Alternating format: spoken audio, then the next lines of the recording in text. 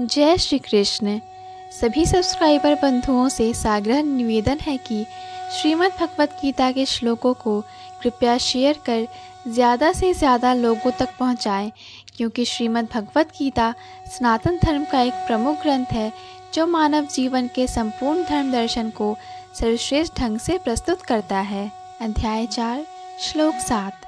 यदा यदा हि धर्मस्य ग्लानिर्भवति भारत अभ्युत्थानं धर्मस्य तदात्मानं सृजाम्यहम्। हे भरतवंशी, जब भी और जहाँ भी धर्म का पतन होता है और अधर्म की प्रधानता होने लगती है, तब तब मैं अवतार लेता हूँ। अर्थात यहाँ पर सृजामि शब्द महत्वपूर्ण है। सृजामि सृष्टि के अर्थ में नहीं प्रयुक्त हो सकता, क्योंकि पिछले श्लोक के अनुसार भगवान के स्वरूप या शरीर की सृष्टि नहीं होती, क्योंकि उनके सारे स्वरूप शाश्वत रूप से विद्यमान रहने वाले हैं। अतः सृजामि का अर्थ है कि भगवान स्वयं यथारूप में प्रकट होते हैं। यद्यपि भगवान कार्यक्रमानुसार अर्थात ब्रह्मा के एक दिन में 7वें मनु के 27वें युग में द्वापर के अंत में प्रकट होते हैं, किंतु वे इस नियम का पालन करने के लिए बाध्य नहीं हैं, क्योंकि वे स्वेच्छा से कर्म करने के लिए स्वतंत्र हैं। अतः जब भी अधर्म की प्रधानता तथा धर्म का लोप होने लगता है, तो वे स्वेच्छा से प्रकट होते हैं। धर्म के नियम वेदों में दिए हुए हैं, और यदि इन नियमों के पालन में कोई त्रुटि आती है तो मनुष्य अधार्मिक हो जाता है। श्रीमद् भागवत में बताया गया है कि ऐसे नियम भगवान के नियम हैं। केवल भगवान ही किसी धर्म की व्यवस्था कर सकते हैं। वेद भी मूलतः ब्रह्मा के हृदय में से भगवान द्वारा उच्चरित माने जाते हैं। अतः धर्म के नियम भगवान के प्रत्यक्ष आदेश हैं। भगवत गीता में आद्योपांत इन्हीं नियमों का संकेत है।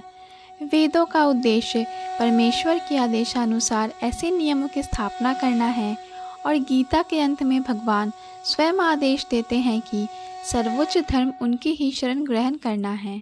वैदिक नियम जीव को पूर्ण शरणागति की ओर अग्रसर कराने वाले हैं, और जब भी असुरों द्वारा इन नियमों में व्यवधान आता है, तभी भगवान प्रकट होते हैं। श्रीमद् भागवत पुराण से हम जानते हैं कि बुद्ध कृष्ण के अवतार हैं, जिनका प्रादुर्भाव उस समय हुआ जब भौतिकवाद का बोलबाला था और भौतिकवादी लोग वेदों को प्रमाण मानकर उसकी आड़ ले रहे थे। यद्यपि वेदों में विशिष्ट कार्यों के लिए पशु बलि के विषय में कुछ सीमित विधान थे, किंतु आसुरी वृत्ति वाले लोग वैदिक नियमों का संदर्भ दिए बिना पशु बलि को अपनाए हुए थे। भगवान बुद्ध इस अनाचार को रोकने तथा अहिंसा के वैदिक नियमों की स्थापना करने के लिए अवतरित हुए। अतः भगवान के प्रत्येक अवतार का विशेष उद्देश्य होता है, और इन सब का वर्णन शास्त्रों में हुआ है। यह तथ्य नहीं है कि केवल भारत की धरती में भगवान अवतरित होते हैं। वे कहीं भी और किसी भी काल में इच्छा होने पर प्रकट हो सकते हैं।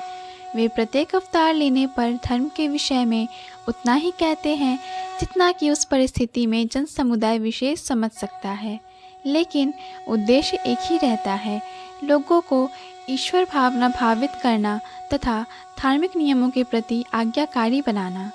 कभी वे स्वयं प्रकट होते हैं, तो कभी प्रामाणिक प्रतिनिधि को अपने पुत्र या दास के रूप में भेजते हैं, या वेश बदलकर स्वयं ही प्रकट होते हैं।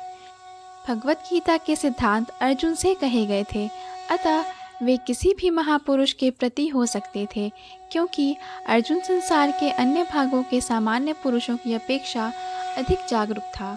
2 और 2 मिलकर 4 होते हैं, यह गणितीय नियम प्राथमिक कक्षा के विद्यार्थी के लिए उतना ही सत्य है जितना कि उच्च कक्षा के विद्यार्थी के लिए। तो भी गणित उच्च स्तर तथा निम्न स्तर का होता है।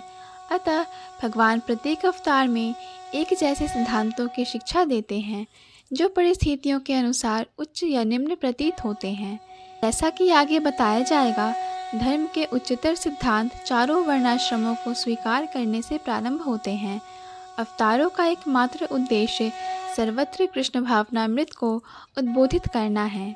परिस्थिति के अनुसार यह भावनामृत प्रकट तथा अप्रकट होता है। जय श्री कृष्ण। संपूर्ण भगवत गीता के श्लोकों को सुनने और समझने के लिए कृपया हमारे चैनल को सब्सक्राइब करें। वीडियो पसंद आया हो तो लाइक और शेयर करें।